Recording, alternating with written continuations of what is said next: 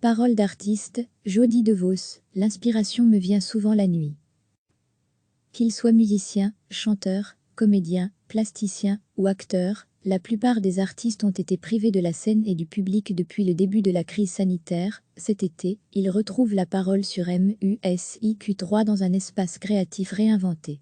Chaque mardi, c'est Pierre Solo qui part à la rencontre d'artistes pour parler avec eux du ou des lieux qui les inspirent au quotidien dans leur art. Pour sa première chronique de l'été, Pierre Solo est allé à la rencontre de la soprano belge Jody DeVos. J'ai rencontré la soprano Jody DeVos à la campagne, quelque part entre ses Ardennes natales et Paris, qui lui a désormais ouvert les bras. Le ciel était menaçant, on nous avait promis de l'orage. Ma voiture s'est embourbée dans un sous-bois, mais à force de volonté et d'un rapport suffisamment innocent à l'embrayage, j'ai pu rejoindre Jody, qui me guidait au téléphone en me décrivant les arbres que je devais contourner. On s'est assis dehors, au cœur de la Belgique, pour aller chercher quelques mots, une parole d'artiste, une simple confidence sur ce lieu, cet endroit essentiel sans lequel son art ne serait pas le même. Pour Jody DeVos, son lieu serait plutôt un espace-temps, la nuit. Jody nous raconte ses nuits, son travail la nuit, à Paris, lorsqu'elle prend en main sa partition, qu'elle chante, mais tout doucement, puisqu'il est tard, et que ses voisins ne sont pas encore tous habitués à l'idée qu'une soprano vit à côté de chez eux. Mais peut-on vraiment s'habituer à cette idée ? À travers l'évocation de ce lieu, des mystères de la nuit, de l'inconnu qu'elle suggère, Jody parle de son métier, de la solitude inhérente au voyage, aux productions opératiques, mais aussi des joies d'amitié que ces productions font naître, même de manière éphémère. Cette chronique est avant tout une rencontre avec une personne qui se confie sur sa pratique artistique, simplement, une petite bulle apaisée, hors des scènes, qui permet de découvrir une artiste sans phare, avant qu'elle ne se transforme en musique.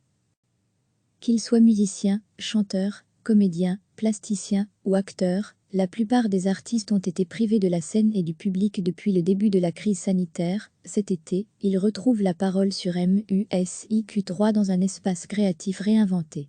Chaque mardi, c'est Pierre Solo qui part à la rencontre d'artistes pour parler avec eux du ou des lieux qui les inspirent au quotidien dans leur art.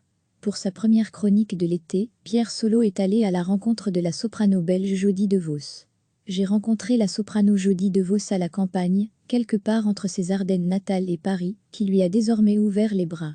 Le ciel était menaçant, on nous avait promis de l'orage. Ma voiture s'est embourbée dans un sous-bois, mais à force de volonté et d'un rapport suffisamment innocent à l'embrayage, j'ai pu rejoindre Jody, qui me guidait au téléphone en me décrivant les arbres que je devais contourner. On s'est assis dehors, au cœur de la Belgique, pour aller chercher quelques mots, une parole d'artiste, une simple confidence sur ce lieu, cet endroit essentiel sans lequel son art ne serait pas le même.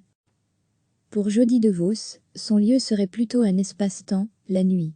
Jody nous raconte ses nuits, son travail la nuit, à Paris, lorsqu'elle prend en main sa partition, qu'elle chante, mais tout doucement, puisqu'il est tard, et que ses voisins ne sont pas encore tous habitués à l'idée qu'une soprano vit à côté de chez eux. Mais peut-on vraiment s'habituer à cette idée ?